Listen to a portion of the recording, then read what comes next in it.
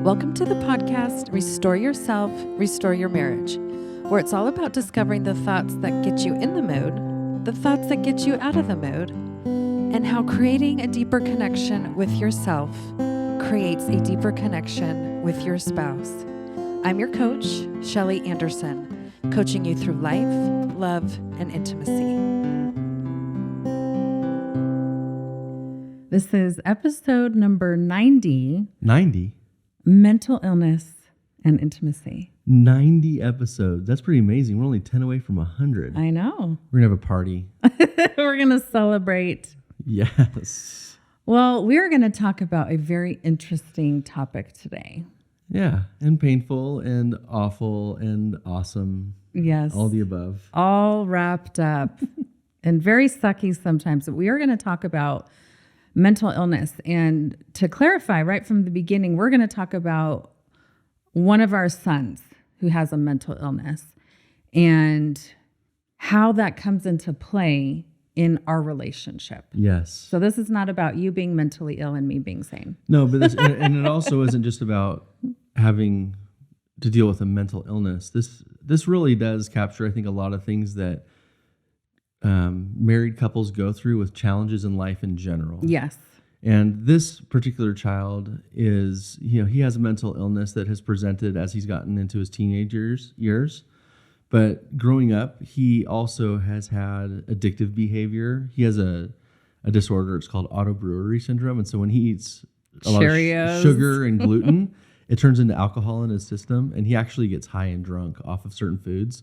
So his whole life, he's had the behavior of an addict. Yeah. And that's been very difficult to have, a young child who basically has all these addictive behaviors of stealing and lying and all the things that a normal addict would do. But as he's gotten older, it's also become very apparent, especially in the last couple of years, that there are delusions, and you're going to talk about this a little bit more, but there's a high probability that it's schizophrenia. Yeah. And paranoia.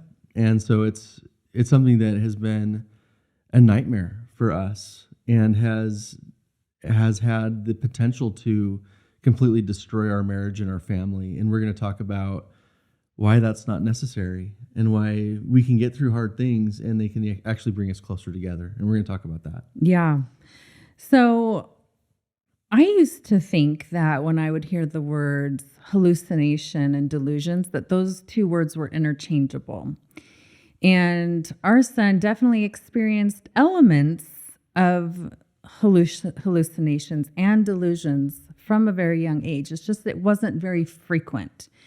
But as he's getting older, there's not as many hallucinations. They're still there, but not as many. But the delusions are on the rise. And so it's been very eye-opening to be able to distinguish the two and really come to a clearer understanding of what a delusion is. And so we thought we would just start by bringing this to light for anyone who doesn't know the difference. So a hallucination is when you actually in your mind see something, you see it, but it is not there. So an example with our son, when he was probably 6, he came screaming, running out of his room. And in my mind, when I saw him, I was like, oh, he saw a spider, right? Because he was very afraid of spiders. And I was like, he is terrified. No, he said there were mountain lions in his room. He saw mountain lions. He saw mountain lions. Now, we didn't live by mountain lions. And there was not any mountain lions in his room. This is a hallucination. And so he didn't have a ton of these growing up, but he definitely had some where he saw something that was not there.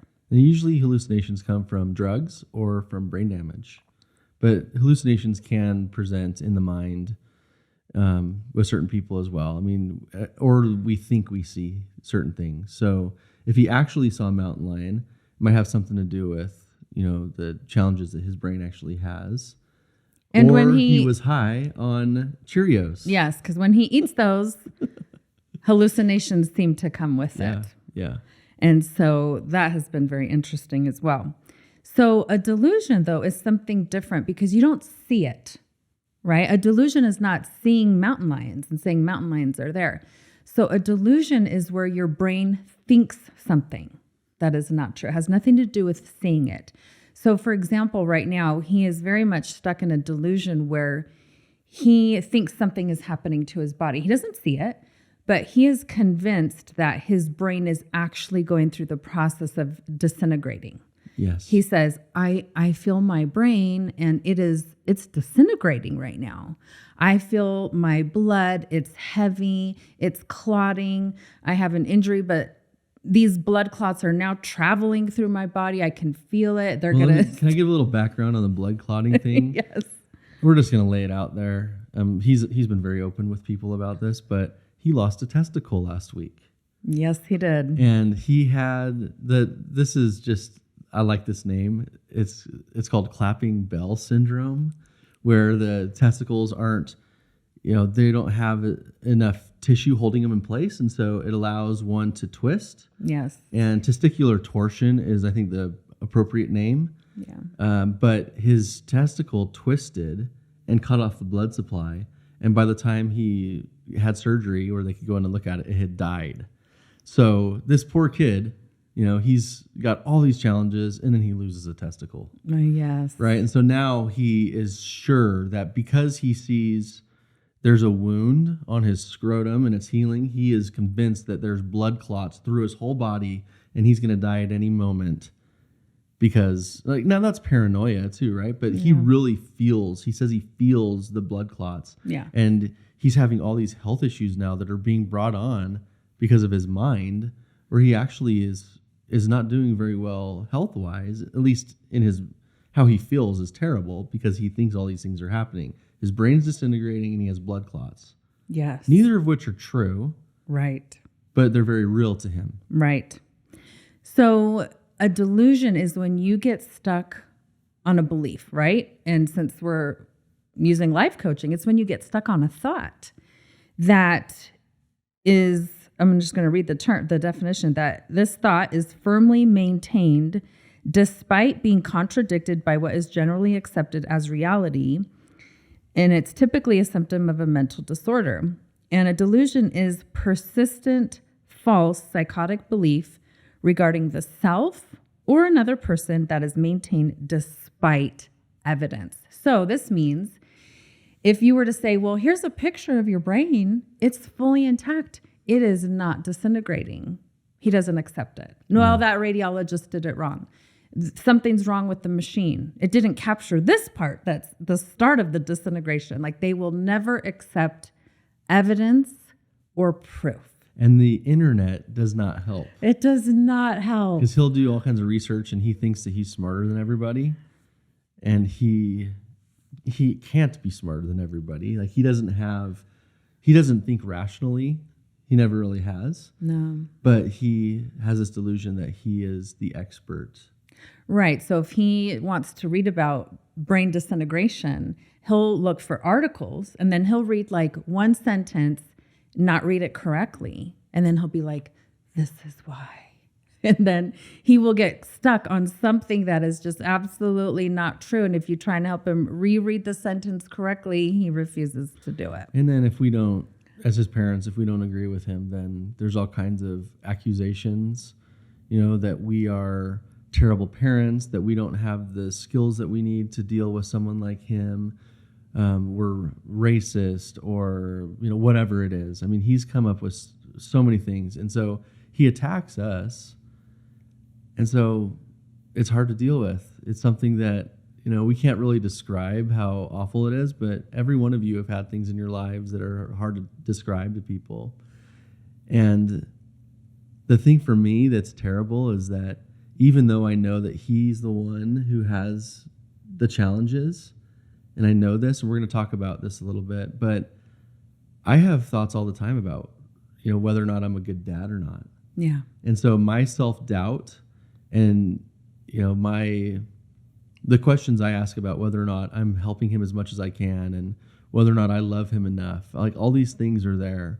And then the questions about how good of a husband I can be having these other challenges and the blame that I, point towards you because of these challenges we're having. I mean, this is really hard. And I think this is typical of couples when they deal with super intense things. And so we're going to talk a little bit more about how we've stayed close, even when we've had moments where we despise one another. Yes, it's so true. I want to give just one or two more examples of delusions, because I think this is also a world that a lot of people are not familiar with. And so I think part of our goal in doing these podcasts and this YouTube channel is to really help people understand things that sometimes are not easy to understand. And not everyone deals with mental illness. And so it can be very easy to just not understand what it is. So I think to just give some more examples is really helpful. Another delusion that he really struggles with is the concept of I'm being given the wrong medication, right? One of his medications is for ADHD, and it's called a methylphenidate. So when he's looking at his medications, he sees that this methylphenidate starts with the word meth. So he starts down this road of thinking, I'm being given methamphetamines, the one that kills everybody once they've been on it for a few years. My parents are prescribing meth, and these doctors are giving me meth. They're trying to kill me. And so again, it doesn't matter if we show him, no, your medicine is called methylphenidate, and that's well established, and you've been on it for several years, and you're alive.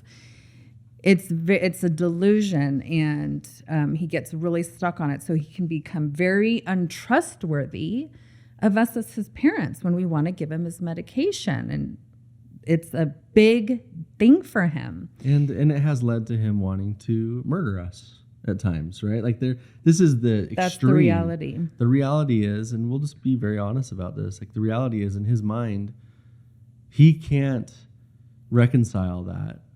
And there are times when he's like, well, I'm going to have to kill you to protect myself. Yeah. You're trying to murder me with meth. Yeah. You're trying to kill me, so I need to defend myself and kill you first. Yeah, I mean, it's about as bad as it can get when it comes to, dealing with a child that you really don't know how to parent. Right? Yeah. We do not know how to parent him, and we're going to talk a little bit more about that too. But I guess having attempted to paint this picture of our son, I hope that you take some time and just try to apply this situation to something that you're going through, that you and your spouse are going through, and the challenges that come up because of that. And so that's, I think, really what our point is to try to help you figure out how to stay close and how to increase your intimacy when something so intense is driving you apart. Yeah. And I think the final point that I would want to make about delusions is that they can last for a long period of time. Yeah. They can last for maybe a few hours to a few days to weeks or months, right? So if he is really stuck on this delusion of, you guys are giving me meth, you're trying to kill me, he has, at least on that one, he'll cycle for 3 weeks. He'll be stuck on that delusion, and he can go to class and try to do math, but he may be not able to do his math problems because all of a sudden he's like, it's almost time for my, afternoon medicine, and they're going to kill me with this meth. And so he'll go right back into it. And so when he's stuck in that delusion, it's like that thought is present in his mind constantly for whatever time. Right now he's kind of running this 3-week cycle. Now, another thing with delusions is like, it's not always that it's just one. He stacks them up. Yeah. And so he could be, from 1 minute talking about the meth, and then the next minute he'll go to the next delusion. Blood clots or the blood clots, disintegrating brain, or so there's a long list. They stack up. And so when he's stuck in the state of delusions, he can go from one to the next. So sometimes he has little time in reality when he's stuck in a delusion.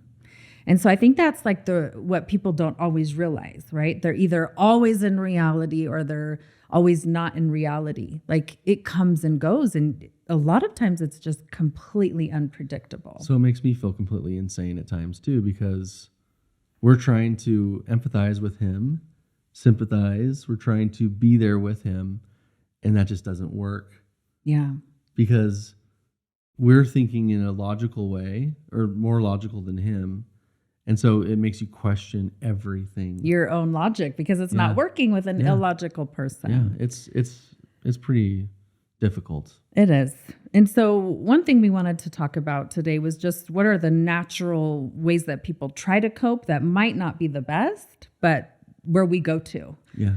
And I think one of them is just checking out, right? We want to just get out. We want to avoid the situation. We don't want to deal with it. We're like, I'm done, right? We kind of just, it's like fight or flight, right? We flee away. We want to run away. Yeah, and when you or I want to deal with it, when we're in the mood and the other doesn't, then there's a lot of blame and a lot of anger and resentment because, hey, you just left me alone with this situation. And I'm trying to protect our whole family. We're trying to deal with this. And you are just out. Yeah. You've escaped. And mostly that's me doing that. Because there's points when I just can't handle it anymore. Yeah. Like, I'm going to hurt him. I've told him this. I said, like, we're at a place right now where I am worried that I'm going to hurt you. Right. Because things get so intense, and you can see also his level of intensity increasing where he feels like he has to defend himself, even if we're just having a conversation. Yeah, and things have gotten violent, to a degree, not as bad as I think some people have experienced. But there have been moments where, I felt like I had to protect Shelly and our other children from him. Yeah. And luckily it hasn't gotten to a point where, he's been hurt, permanently or anything. But I mean, we've had moments, of calling the cops and all that. Yeah. Right. And it's scary. It is scary. It's very scary. So that is one natural thing that people try to run to, is just escape it, right? And not deal with it. And that in the long run, you can't do that, right? Because things could get very out of control very quickly. So being able to say, like, I can't just run away and escape, like, you have to have an idea of how you're actually going to cope with it. Another one is just to freeze up, like not really know what to do. And this is not necessarily a bad thing, because it can be like, well, I don't know what to do, so I'm going to be nice. I'm just going to stay here in the moment. And sometimes I have found myself here where I don't know how to move forward. I don't want to go backwards. So I start wiping the counters. I'm like, well, you just sit here for a minute. I'm going to wipe the counters. And then just let certain things go. Right. And there's nothing wrong with that. I actually think that that's not a bad one, because things aren't getting worse. And a lot of times you can't solve things. And so, but you could stay in that place. You can stay in the place. And that's when it starts getting bad. You can stay in that place. But being able to say, well, I'm just going to do this for a minute. I think that's good, because you all are also showing, like, hey, I'm not walking away from you. Right. I'm still committed. I'm going to take a minute to just wipe this counter off and kind of de-escalate for a little bit.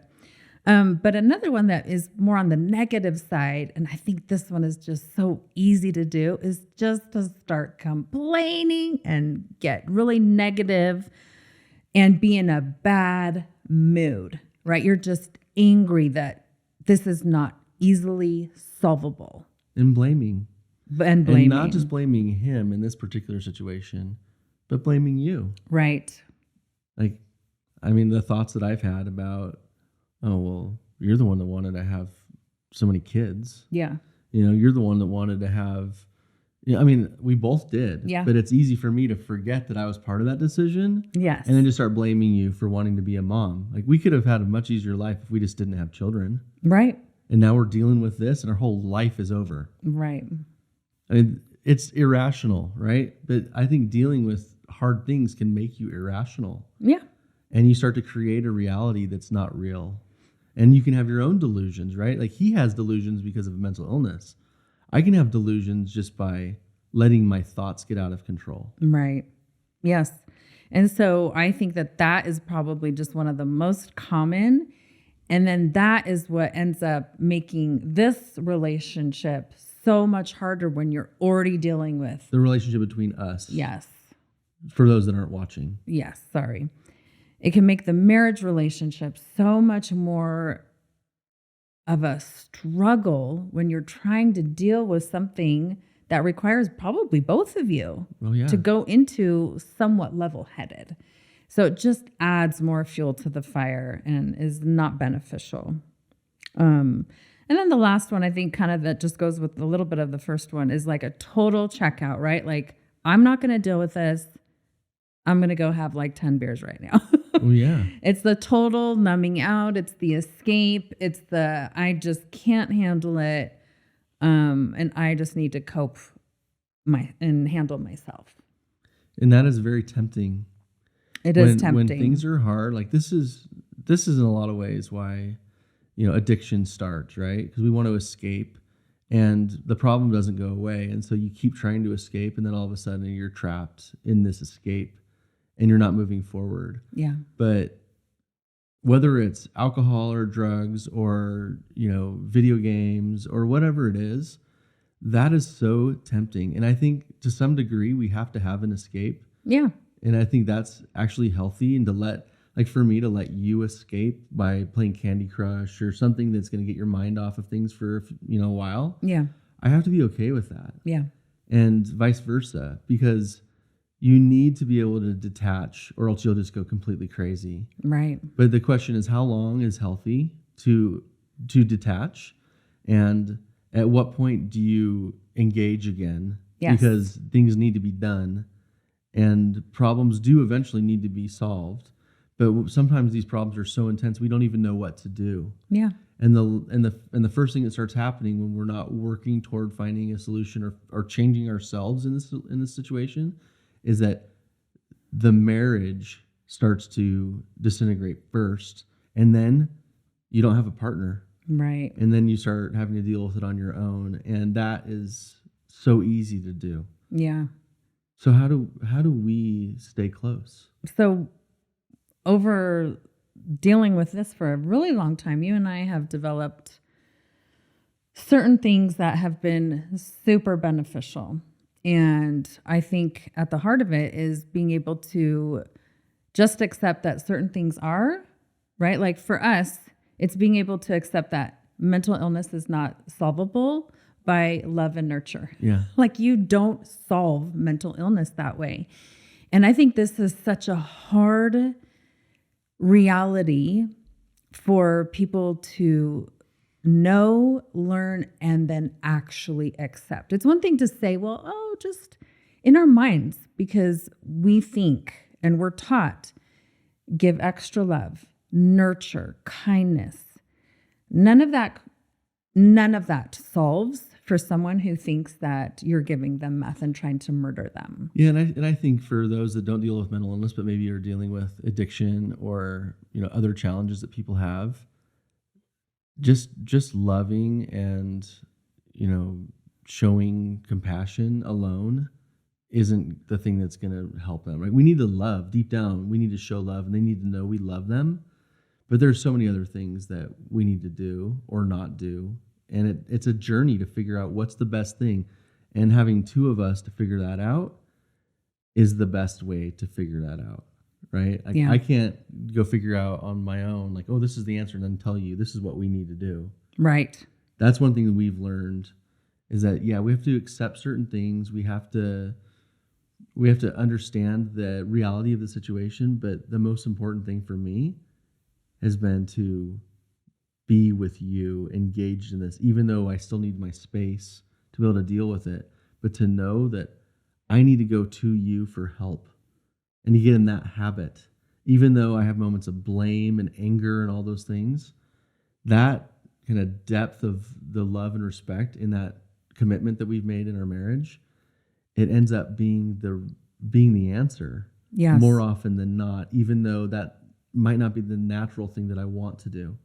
Yeah, I think you bring up a really good point, is that even though situations that we face can be super stressful and negative and hard and challenging, being able to be honest during it or afterwards as an outlet is so key. And so we've learned that, hey, when we're facing a really hard time with our son and, maybe at the end of the evening, all the kids are in bed, we can come together and say, oh my gosh, this sucked, right? Like, or even to go that next level deeper, like, I don't know if I liked what you did. And you could say the same about me. And while we are being super honest with each other, we do that because it gives us that outlet of actual release. This is beneficial. We don't want to keep everything bottled up. That is so unhealthy. But as we're going through this process of actually releasing this stress and tension, there's something that comes with it. And it's key. And that is a huge amount of compassion. Yeah. And so during this time, if you're saying things to me, not just venting for yourself, but that are negative towards me, what I'm going to do is say, this is his chance to vent. And what he's saying to me, I am not going to take this stuff personal. Because what is healthy and healing is giving him this space. Just fully out of love, of my love for you, to allow you to do all that without turning it against you. To say, look what you just said to me. I can't believe you said that. And then get all defensive because now we're fighting instead of like helping each other actually heal. One of the things that is so important about giving the person space to say certain things without taking it personally also is when I'm thinking these things in my mind and not expressing them, it's a lot easier for me to slip into this created reality of blame where I'm just blaming you and I don't have to deal with the consequences of that. It's just in my mind and that can grow. But when I'm actually sharing that, I'm going to realize how off I am. Right. So when you're allowing me to say certain things that, you know, may have made me angry or disappointed me or whatever about this hard situation, I am also learning from what I'm saying. Yeah. And it's becoming real to me that, okay, what I was thinking was reality. Now that I'm saying it, I mean, we've all had this moment, right? Where I'm listening to myself talk and I'm realizing how stupid I am, right? like this doesn't make any sense. When, you know, it's like I'll write something and then when I'm reading it, it doesn't read the same way I thought it did when I was writing it. Yeah. There's something about that, about making those thoughts real by saying them. And then you have this moment of clarity where you realize, okay, I'm angry at you for no reason. Yeah. Like, I'm saying this, like, why did you do this and this? And I realize, well, maybe if I would have done this differently, that wouldn't have happened. And so you have this it's a really awesome process of being able to get to what's real and what's not real. Because if we just bottle stuff up, almost none of that is real. Yeah. Even if those thoughts, like logically, they make sense and, oh, if this person, you know, you think all this stuff. But what happens is we start to have to justify our feelings and our inaction or our action. Yeah. And so then all of a sudden we're deceiving ourselves and we're blaming and we're horribilizing the other person that we have these feelings toward. And this is something that we've talked about a lot in this podcast, where when we are not working on our thoughts and controlling the thoughts that we have and how they flow into our feelings, and we're not paying attention to that, we will naturally create this really messed up reality that is probably more delusional than our son. Right. Right. Because we will continue to go searching for the evidence to prove this reality when all of us in the beginning, those are probably just they're all assumptions that we're making about our spouse. And that's just, it's so damaging. We're using a very intense example here with our son, but this happens all the time in marriage. Yeah. This happens with even the smallest things. And so being honest with each other and even being able to say, you know, you made me really angry, or I feel betrayed by you because you completely contradicted something I said, or, you know, it made me feel like you don't have any confidence in my parenting. Right. These are all things I've said to you, right? Yes. And you said to me. Well, when I say that, then you have the ability to respond and explain where you came from. If I just left it there, I would just be like, oh, she is such a bee. Right. Right? Like, why is she so mean? And why does she hate me so much? Right. But then when we talk about it and I express those things, you're able to show that you actually do love me and do respect me. And we are able to get to that place together and we become closer. Yes. He has major trauma in his life and he suffers and it's super sad. But he, because of the challenges that he has, just like an addict or someone with other challenges, you know, anyone that you have to deal with as a responsible parent, the pain that he causes is endless. Yeah. But we have the ability to let it pull us apart or bring us together. Yes. And it does both.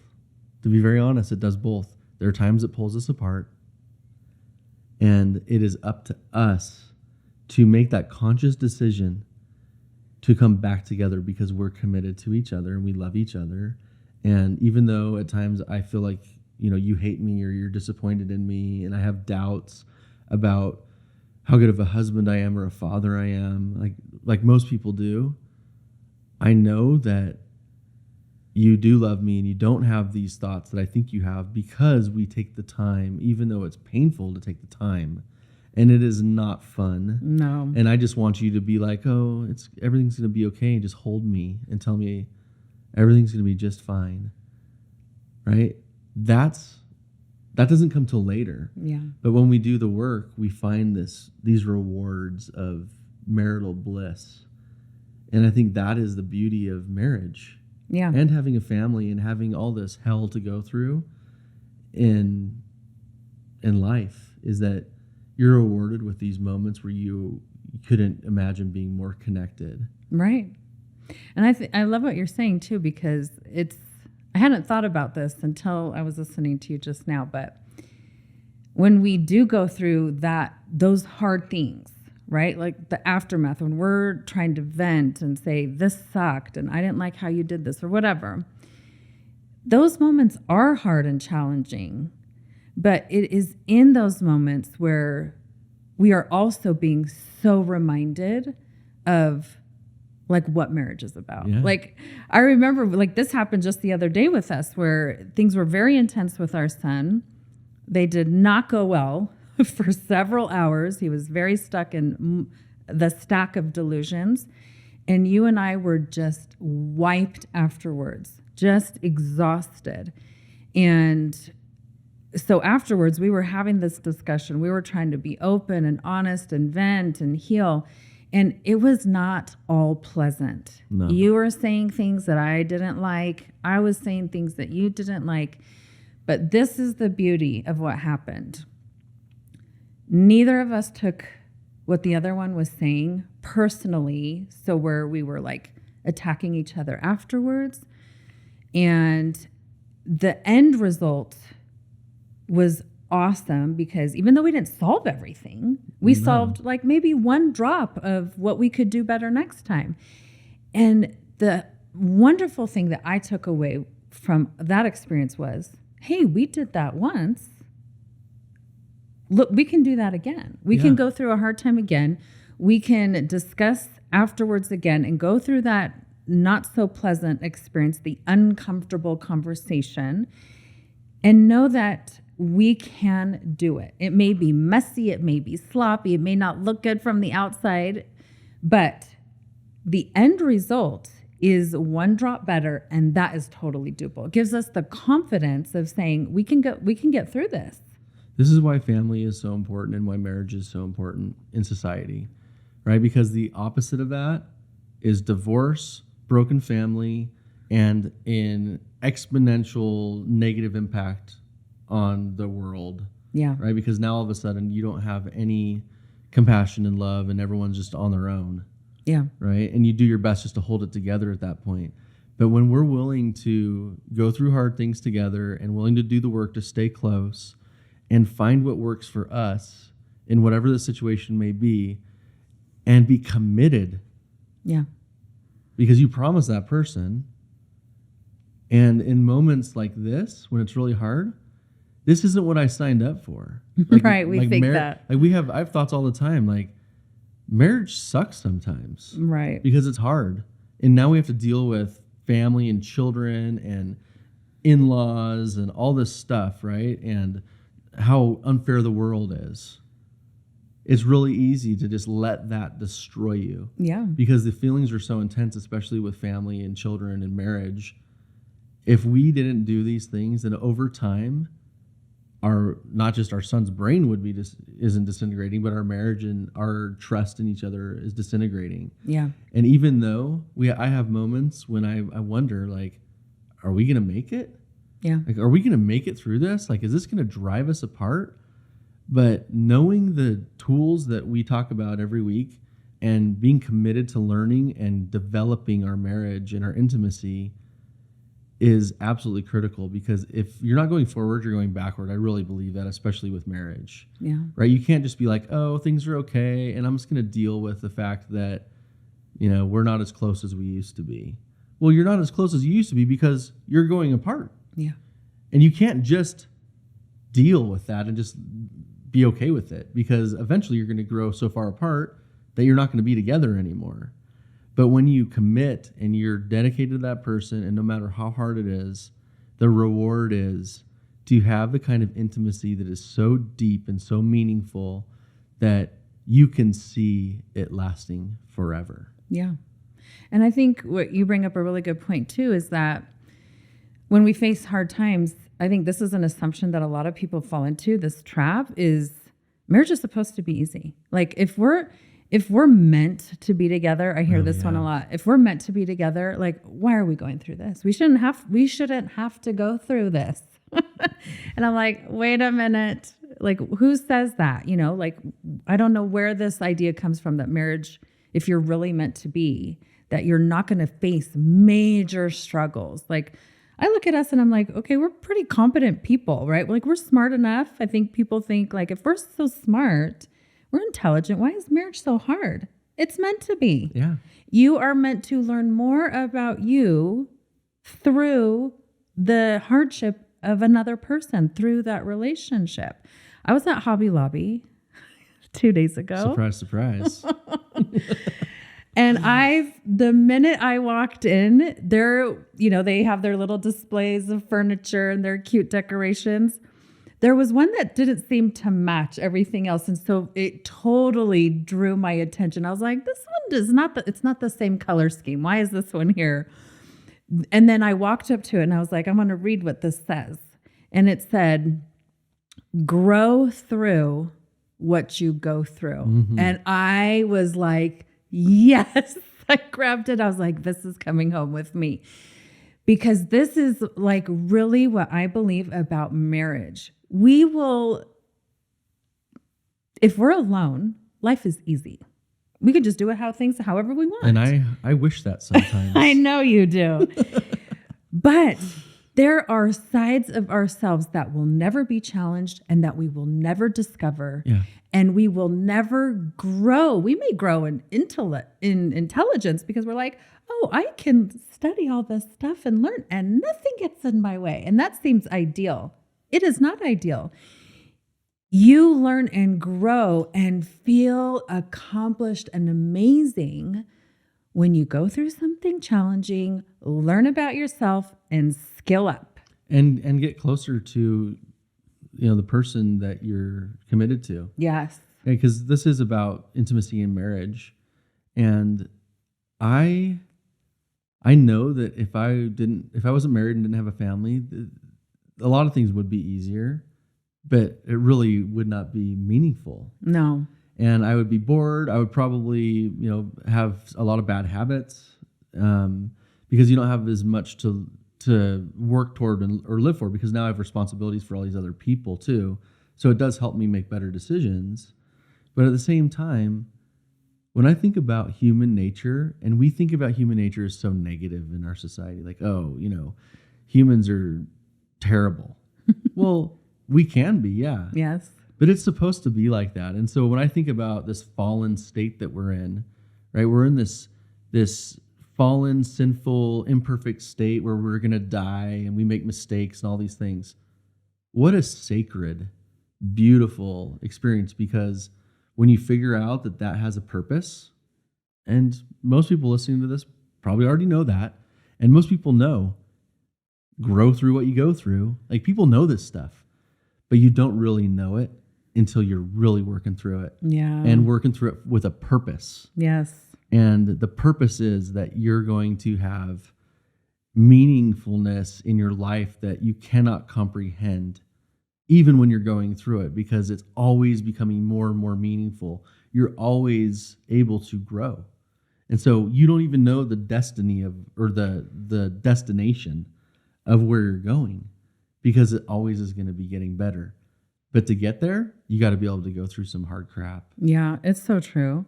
So going along off of that one is, while we're able to have these honest and not easy and uncomfortable discussions, is to make sure that you allow, through the heightened compassion, is to remain not judgmental, right? It's like, when you're saying all these things, and I'm saying all these things, is like, that's not the time to start analyzing them. Does he really want to be on his own?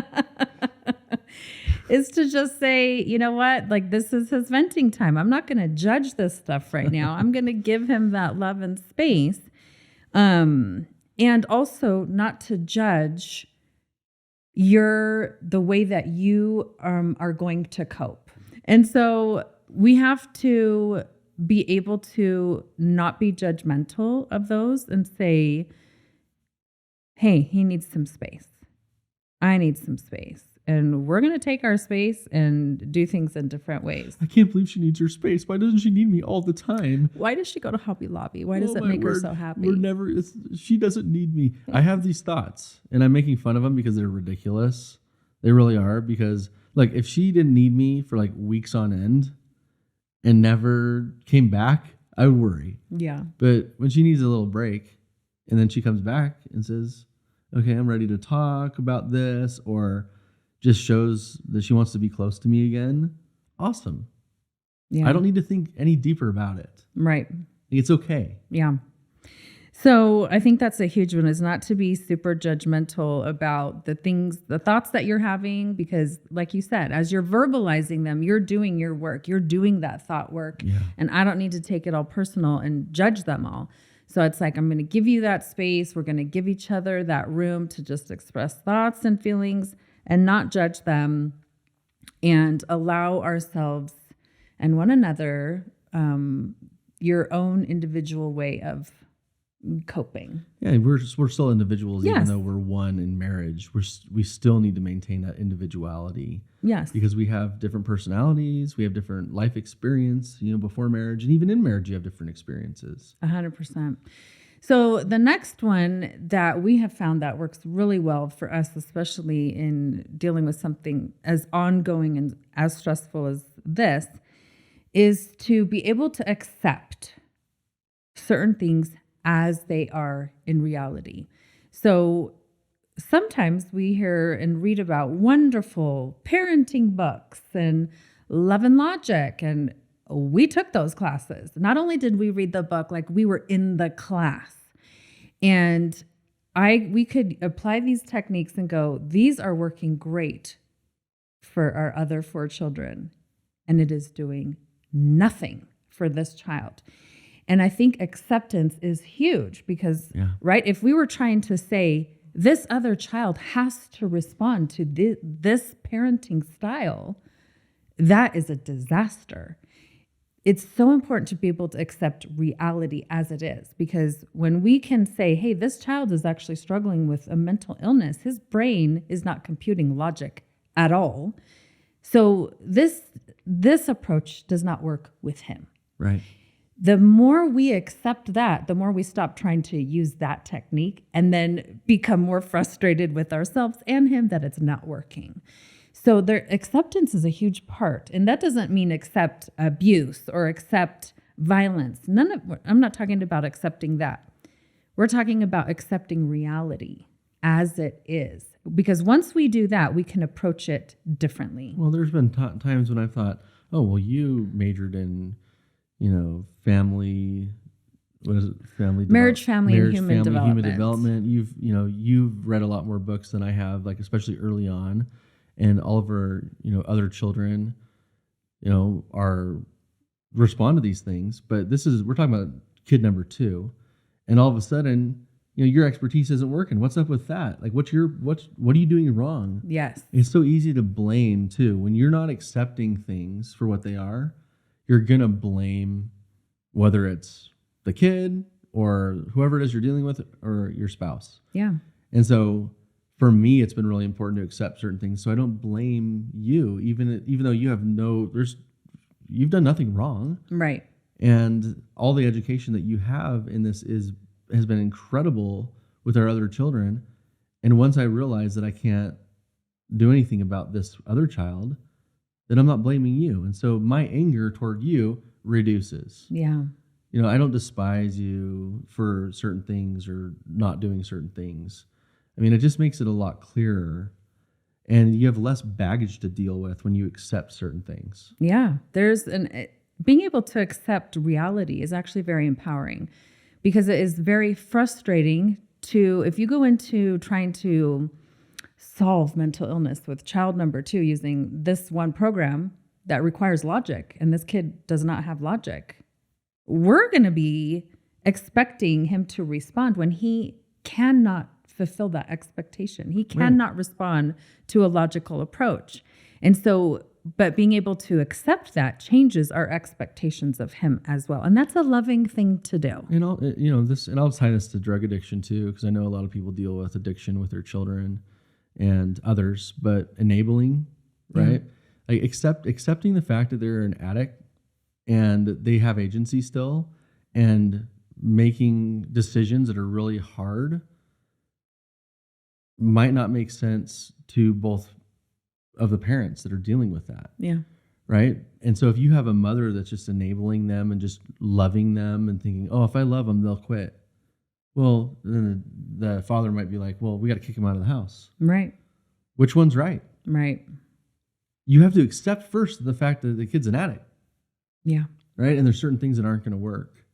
And once you accept that, then you can figure out what the right thing to do is. Because if you don't accept the problem, then you don't even know what you're dealing with. Yes. And I think that's been huge for us, especially recently, as we've discovered the delusions are on the rise. Mm-hmm. Every book we've read has not dealt with delusions. No, not even close. You know what I mean? And so all the skills that we have read in the parenting books have not applied to him. And so we're learning that, hey, we've got to learn skills that work with people who suffer delusions, which we've never done before. Part of that has come with accepting that he has a true mental illness and delusions are at the heart of it. Yeah. If we just kept saying, no, he doesn't have that. I think it's just if I have another deep, meaningful conversation with him. No, we are at the point of accepting, and now we're able to say we need new skills that we have not had before. This has taken us 16 years to get to this point. Yes. Now, so anyone listening to this, whatever you're going through, it's going to take you some time, right? But these tips that we're giving you that we've experienced, these not only have saved our marriage, because our marriage could have easily ended long ago. Yeah. Like this has been that big of a challenge that we could have easily just given up on each other and said, forget it, I'm out. Yeah. We didn't do that, thank goodness, because of things we've already talked about. But now we can actually have joy in going through this, as hard as it is and as painful as it is. We know that there is promised joy that comes out of this, right? You have soil, you plant seeds, and it takes work. You got to water it, and sometimes the seeds don't grow as fast as you want them to, and you keep attending to it, and then you're going to get fruit. The fruit is going to come, and the fruit is going to be more delicious than you can even imagine because it is so hard. Right. And you're going to appreciate it so much more because you had to work so hard to get it to grow. Yes. And that is the beauty and the reward of true intimacy in marriage. And we're obviously not just talking about sexual intimacy, right? Like that's a part of it. But the closeness that we have, the understanding of each other that we have, like I know you way better because we've gone through this. Right. Right. If we just had our other children that are, really easy so far, we wouldn't know each other nearly as well. That's true. We wouldn't. That's very true. And so there are blessings that come out of this, but it sucks. And there are times when I don't want to be married and don't want to have kids. I have moments, right? I don't really feel that way, but I have these thoughts. Yeah. And think, It'd be so much easier if I was just out. Yeah. And if I had followed those temptations and continued to think about them and not done the thought work that I needed to bring myself back into reality, I would not have the joy that I have. Yeah. And I would be miserable. So it's kind of an interesting thing. Marriage is a beautiful way of taking miserable things and turning them into beautiful, deep, meaningful, wonderful things. It's true. Well, the last point that I want to bring up is has to do with things that almost seem opposite, but they work really well together. It's approach challenges and these big stressors together, but also alone. Yeah. And what I mean by that is a lot of times couples can look at one another and it can be easy to see the negative, right? Or to use the differences as something negative. When I work with clients, sometimes this sentence almost always comes up with every client and almost in every session. If my husband would just do this like me, then things would be so much better, right? It's like we want more sameness because we think that makes life easy. But Yeah. I want to offer something totally different. This is where our differences can become one of the biggest assets, and we can capitalize on it, and then we can appreciate these differences with a much bigger capacity. Even if we don't agree with the difference. Yes. So, for example, this happened the other day when our son was stuck in a delusion. You were at a meeting when him and I first entered into this delusion of his. And so you weren't there at the beginning. And so I think when you got home, we had already been in a discussion, and it wasn't really too heated at that moment. It was just starting to heat up. I think we had been into it about 30 minutes, maybe a little bit more. And because I think I wasn't expecting the delusion right then, it just came out of nowhere. I wasn't even thinking about the skills at the time of things that we had discussed with his therapist. So I couldn't recall, I couldn't bring those things to the forefront of my mind or use them. And while we were maintaining I thought a pretty non-escalating conversation, and I was trying to be understanding. So when you got home, you just jumped in and you started to do things that, if I thought about it, I would probably be like, I would never do that. But when you just jumped in, I was caught off guard and astonished and shocked, and yet so appreciative because you did it different than I did. And I loved that because you hadn't been there in the beginning, like you came in level-headed, not flooded with the stress emotions, and you were able to just be like, this is what we're going to do. And in that moment, I never would have thought to be like, hey, ask him to do something totally unrelated. In my mind, I was like, why would he do that? But then I was like, well, no, this is really good. And I did good. You did so good. I did good. And so at the end of this, what turned out to be a 5-hour ordeal, and when we were kind of having this like honest discussion afterwards, I had so much appreciation for your differences and how your approach to things is different than mine. Yeah. Because when you can take another situation that's even outside of your marriage and you have multiple ways to approach it, that's better. It expands your experience. It expands my experience. It expands our knowledge. It enhances the whole experience, and it brings more options to the table. It gives us perspective. And I think sometimes we can overlook how valuable that actually is. And so I want to offer that it's actually an asset. And even though sometimes in marriage we wish our spouse was more like ourselves, I want to say that this is a strength. Yeah. To say, use your spouse's differences, use their different opinions, their different approaches to problems as an opportunity and super valuable. Because if you can do that, then when they do start talking and approaching things and doing things differently, you don't have to take it personal or offensive. You can say, oh, this is totally out of the box and way different than me, and this might be exactly what we need. Well, I'm glad that you say that because I need to be reminded of that. Yeah. right? Because we're going to disagree. Yes. We're going to have friction. And the beauty of friction is that it gives us the ability to grow Yeah. and to strengthen our marriage. And so even with this really hard challenge that we've been facing, and like it's not the only one in our lives, right? Like there's other things, there's a lot of things, and it doesn't stop. Life doesn't give you a break. But there are these things that really take up a lot of your time and a lot of your energy and give you real doubts. The things that can really give you doubts about your relationship Yeah. are, everyone's got a couple of these. And they're challenges that seem impossible. But these are the things that have the potential to give us the most growth and the deepest connection. And I say that now, knowing that I don't always feel that way. Yeah.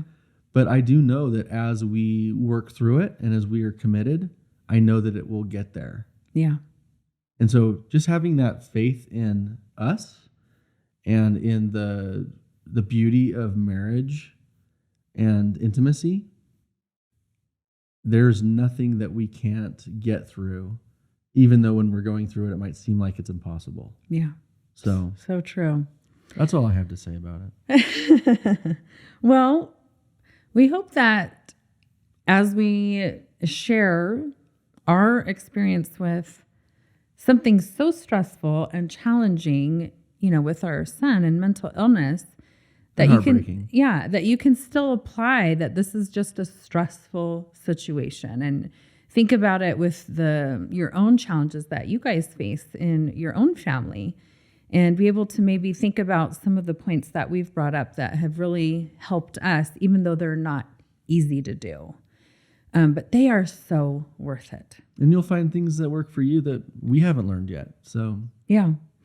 Well, just to wrap things up, I would encourage all of you to really challenge your thoughts that come up and make sure you manage them. Don't allow your thoughts to continue and take you into those dark places without the decision that you're coming back. And I would give yourself a very clear time limit on how long you allow yourself to go down the rabbit hole. Because going down the rabbit hole in and of itself is not a bad thing. It's just you have to know, hey, I'll go down this rabbit hole. This is therapeutic for me, but I'm coming back by this time. And communicate that maybe even to your spouse. Say, hey, I'm going to detach for a couple days. Yeah, I'm going to detach for a little bit. Come back and get me if I don't come back. Yeah. And so keep that line of communication open, keep it honest, keep it respectful through all of it. Because remember, the more you restore this type of intimacy within yourself, the more you can restore it with your spouse. Thank you so much for listening today, and we hope you will join us again next week. Bye.